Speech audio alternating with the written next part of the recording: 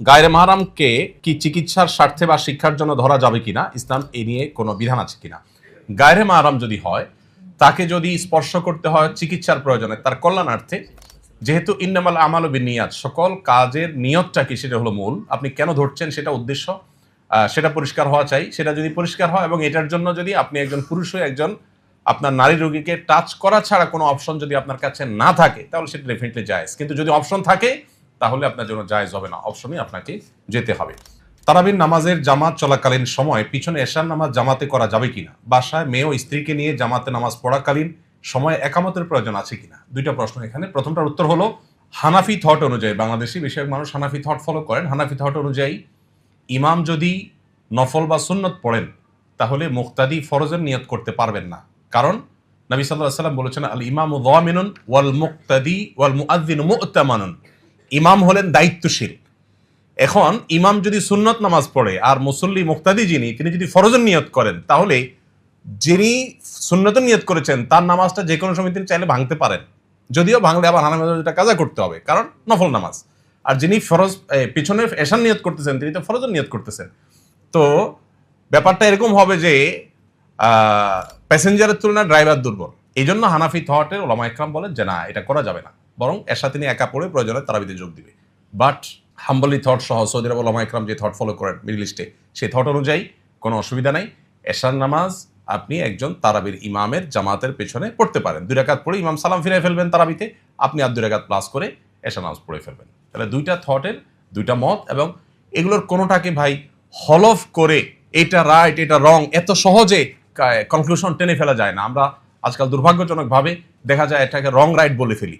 এটা গবেষণাগত মত পার্থক্য স্কলারদের, আমি দুইটাই ক্লিয়ার করে আপনাদেরকে বললাম। আমরা নামাজের শেষে মুনাজাত করে যে দোয়া করি, কিছু চাই, এই মুনাজাত করার সঠিক নিয়ম কি? মুনাজাত দোয়া হাত তুলে হতে পারে, হাত তোলা ছাড়া হতে পারে, অজু সহ হতে পারে, অজু ছাড়া হতে পারে। হালাল উপার্জন হালাল ভক্ষণ করাটা হলো দোয়ার জন্য সবচেয়ে গুরুত্বপূর্ণ। হারাম কিছু যদি না চায়, বান্দা আল্লাহর দোয়া কবুল করেন। দোয়া কবুলের 3টা অপশন আছে। অপশন নম্বর 1, যা চাইলো তা পাইলো।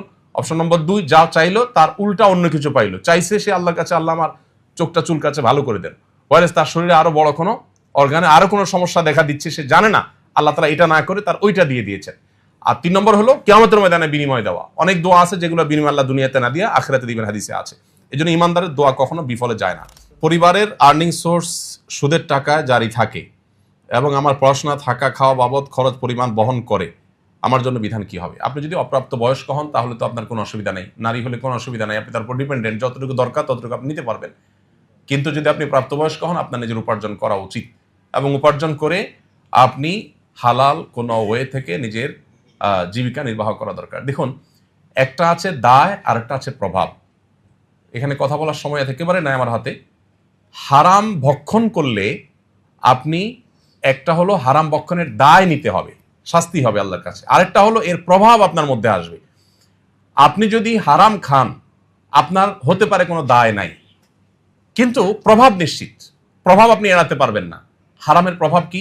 দোয়া কবুল না হওয়া, ইবাদতে তৃপ্তি না পাওয়া, স্বাদ না পাওয়া, বহু প্রভাব আছে। আপনি ভুলে কাউকে খুন করে ফেলেছেন, আপনি তাকে খুন করতে চাননি, অ্যাক্সিডেন্টলি খুন হয়ে গেছে, আপনি হয়তো দায় মুক্ত হবেন যে আপনার ভুলে হয়েছে, আপনার এখানে কোনো দায় নাই, এটা হইতে পারে।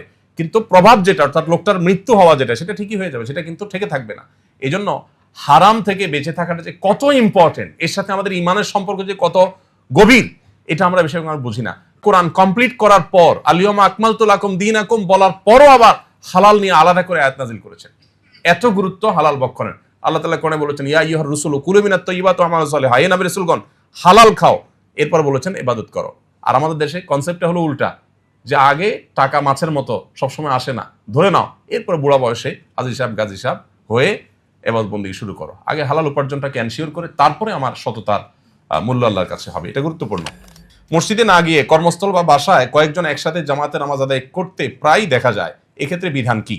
মসজিদে না গিয়ে কর্মস্থল বা বাসায় জামাতে যদি নামাজ পড়েন, ব্যাপারটা যদি এরকম হয় মসজিদ অনেক দূরে, কর্মস্থল যেখানে, সেখানে নামাজ একটা জায়গা আপনারা করে নিয়েছেন, এটা যথেষ্ট ইনশাআল্লাহ। এর কারণে আপনার ওয়াক্ত জামাতের সব আদায় হয়ে যাবে, দায়িত্ব পালন হয়ে যাবে। তবে যদি মসজিদে যাওয়ার সুযোগ থাকে, মসজিদে যাওয়া উচিত। বাসায়, বিশেষ করে ঢাকা শহরের বাস্তবতায় এত ঘন ঘন মসজিদ, বাসা বাড়িতে জামাত করার কোনো যৌক্তিকতা খুব বেশি একটা নেই। হ্যাঁ, কোনো এমন এলাকা যদি কেউ থাকেন যে মসজিদ অনেক দূরে, যাতায়াত করা কঠিন, তাহলে অবশ্যই সেই বাসার বাসিন্দারা জামাতের ব্যবস্থা করতে পারেন। ঢাকা আমি এও জানি মসজিদ থেকে 50 মিটার দূরত্ব, সেখানে বিল্ডিং এর মধ্যে জামাতে নামাজ হচ্ছে, 5 ওয়াক্ত নামাজ হচ্ছে। এটা অবশ্যই ইসলামের যে জামাতের যে কনসেপ্ট সেটার সাথে সাংঘর্ষিক। একটি হাদিস রয়েছে, হাদিসের সনদের মধ্যে কিছুটা দুর্বলতা আছে, লা সালাতা লিজাল মাসজিদ ইল্লা ফিল মসজিদ, মসজিদের প্রতিবেশীর নামাজ মসজিদে আসলে না আসলে হবে না। ইসলাম চায় যে আমাদের সম্পর্কগুলো অটুট থাকুক। 5 ওয়াক্ত নামাজে 5 বার আমরা একটা মহল্লা মানুষ একত্র হই, জুমার নামাজে কয়েকটা মহল্লা মানুষ একত্র হই, ঈদের নামাজে আরো বড় পরিসরে কয়েকটা মহল্লা মানুষ একত্র হই, আর হজে আরো বড় পরিসরে আমরা একত্র হই। এটা ইসলামিক সমাজ ব্যবস্থার সৌন্দর্য।